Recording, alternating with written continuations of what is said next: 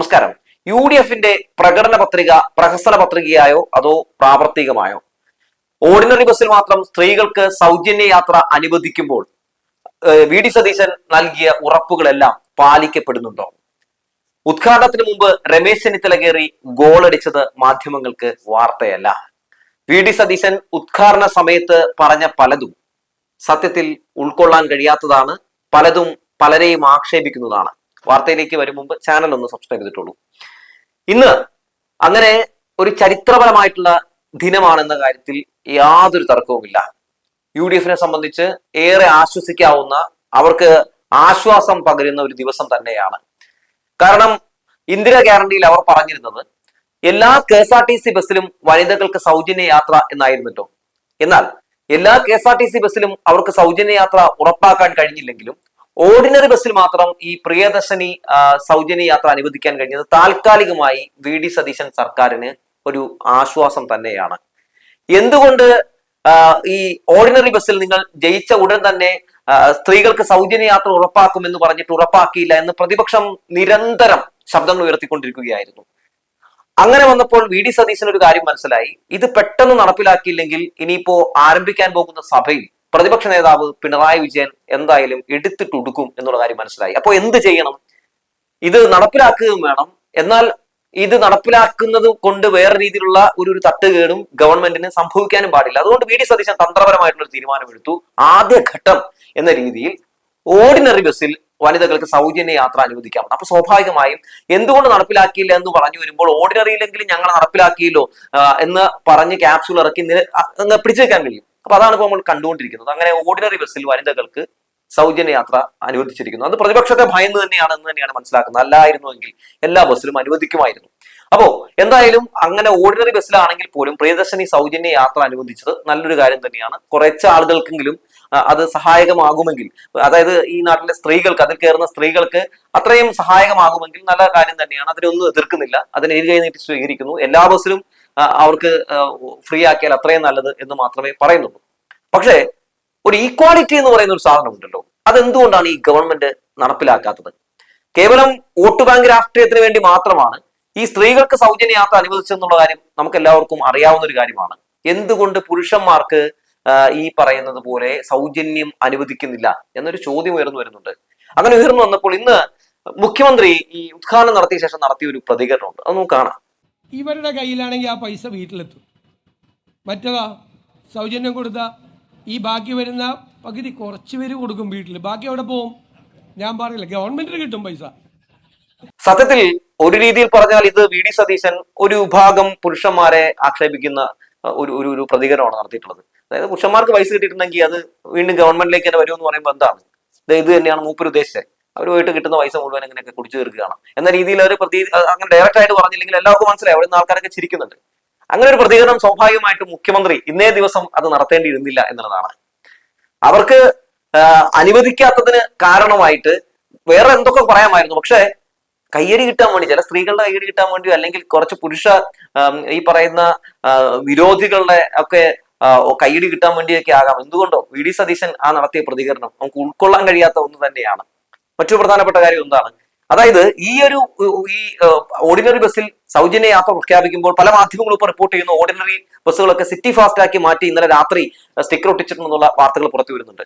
തീർച്ചയായും അതൊരു റിയാലിറ്റി ആണെങ്കിൽ, അതൊരു യഥാർത്ഥ വാർത്തയാണെങ്കിൽ വലിയ രീതിയിലുള്ള ഒരു തട്ടിപ്പും വലിയ രീതിയിലുള്ള വഞ്ചനയുമാണ് ഈ സർക്കാർ സ്ത്രീകളോട് കാണിക്കുന്നത് എന്ന് പറയാതിരിക്കാൻ കഴിയില്ല. കാരണം അതായത് സ്ത്രീകൾക്ക് എല്ലാ ബസ്സിലും സൗജന്യ യാത്ര അനുവദിക്കും എന്ന് പറഞ്ഞു, അത് അനുവദിച്ചില്ല, ഓർഡിനറി മാത്രമായിട്ട് ഒതുക്കുന്നു. ഓർഡിനറി ബസ്സുകളുടെ എണ്ണം വളരെ കുറവാണ് നമ്മുടെ കേരളത്തിൽ നിന്ന് നമുക്ക് എല്ലാവർക്കും അറിയാവുന്ന ഒരു കാര്യമാണ്.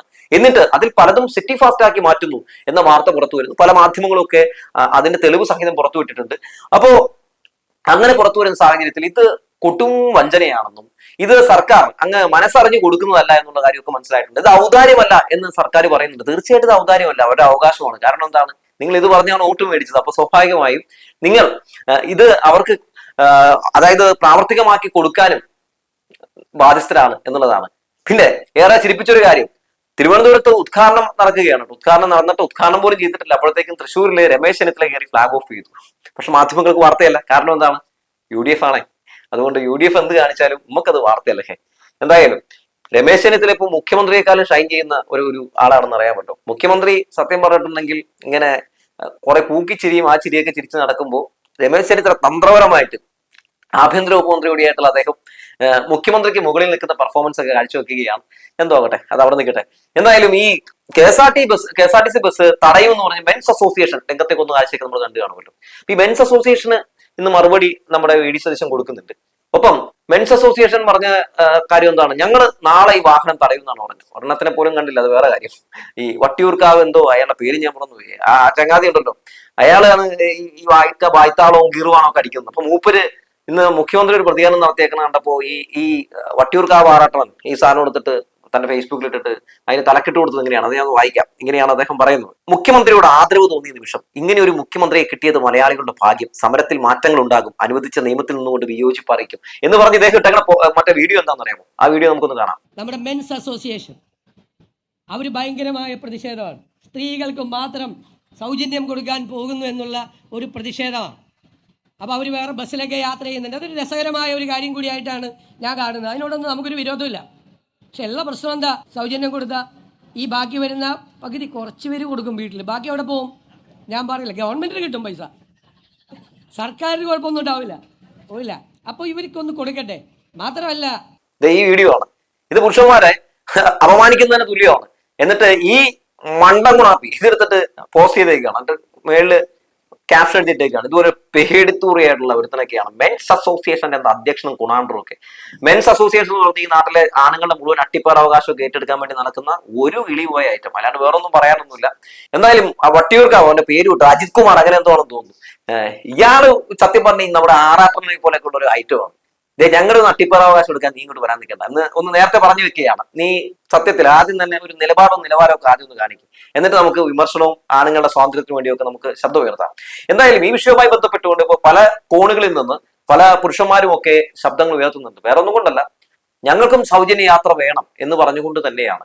തീർച്ചയായിട്ടും സൗജന്യ യാത്ര അനുവദിച്ചപ്പോൾ, അതായത് ഒരുപാട് നമ്മുടെ നാട്ടില് പാവപ്പെട്ട അല്ലെങ്കിൽ എന്താ പറയാ ഒത്തിരി പല പ്രതിസന്ധികളിലൂടെ കടന്നു പോകുന്ന ആളുകളൊക്കെ നമ്മുടെ മുമ്പിലുണ്ട്. നമുക്ക് എല്ലാവർക്കും അറിയാവുന്ന ഒരു കാര്യമാണ്. അപ്പൊ സ്വാഭാവികമായും എന്താണ് ചെയ്യേണ്ടിരുന്നത്, സ്വാഭാവികമായും അവരെ കൂടി പരിഗണിക്കണമായിരുന്നു.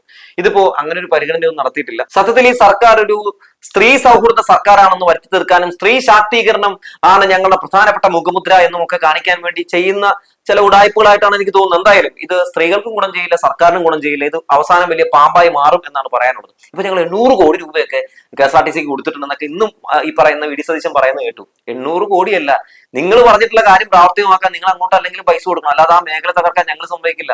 ആ മേഖല ഈ ഒരു സൗജന്യ യാത്ര അനുവദിക്കുമ്പോൾ അത് തകർന്ന് തരിപ്പണമാകുന്നത് നമ്മൾ നേരത്തെ പറഞ്ഞിട്ടുള്ളതാണ്. അതുകൊണ്ട് ആ മേഖല തകർന്നു പോകാതെ നോക്കേണ്ട ബാധ്യത അത് ഈ സംസ്ഥാനത്തിന്റെ മുഖ്യമന്ത്രി VD സതീശന്റേതാണ്. ഈ 800 കോടി രൂപ ഞങ്ങൾ കൊടുക്കും, പിന്നെ കുറച്ച് കഴിയുമ്പോൾ സർക്കാർ ഈ KSRTCന് പറയുന്നത് വേണ്ടാന്നൊക്കെ പറയും, ഇത് ലാഭത്തിലാകുന്നൊക്കെ എനിക്കറിയാമെന്നൊക്കെ ഇന്ന് വലിയ ഗീറുവാണ് നമ്മുടെ മുഖ്യമന്ത്രി പറയുന്നത് കേട്ടു.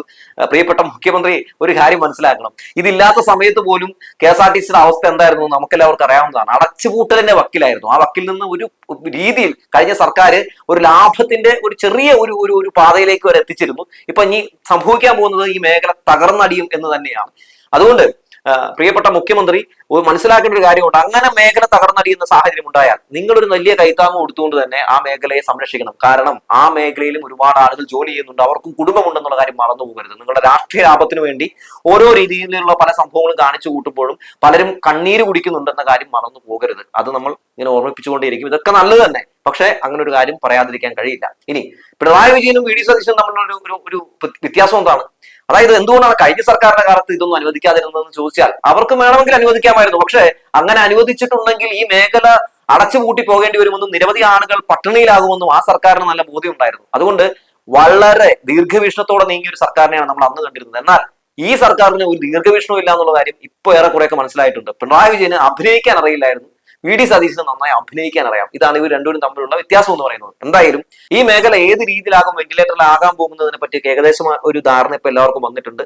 ഇതിനെ വെന്റിലേറ്ററിൽ ഇനിയും കൊണ്ടുപോയി ഇടുകയാണെങ്കിൽ, ഇതിനെ വെന്റിലേറ്ററിൽ ഇട്ട് കൊല്ലാനാണ് ഭാവമെങ്കിൽ അതിന്റെ ഉത്തരവാദി അത് UDF മുഖ്യമന്ത്രി ആയിരിക്കും എന്ന് പറഞ്ഞു വെച്ചുകൊണ്ട് നിർത്തുകയാണ്.